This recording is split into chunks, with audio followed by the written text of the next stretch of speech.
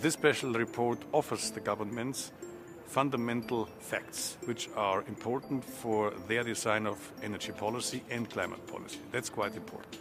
This report is quite comprehensive because it has reported a huge data set on the costs of renewable energy.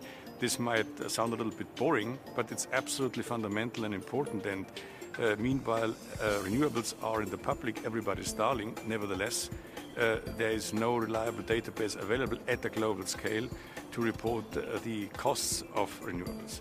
We have compared the costs of renewables with nuclear power, with fossil fuels, which is a quite important issue. And also, we have explored for the governments and assessed for the governments 164 scenarios. And these scenarios clearly show that there is more than one way to combine energy security, energy access, human well-being and climate protection. The IPCC is an intergovernmental panel.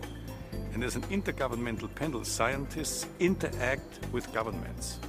Nevertheless, the interface between scientists and governments are a quite complicated one.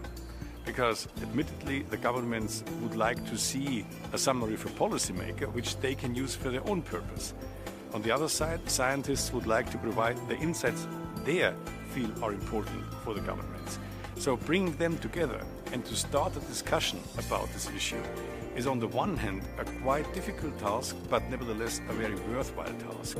Because on the one hand, scientific insights can become more policy relevant. On the other hand, governments cannot control the scientists, and therefore they have to realize that some facts are not really convenient for them. And this is a very conflictual, but nevertheless a very healthy interaction between scientists and governments.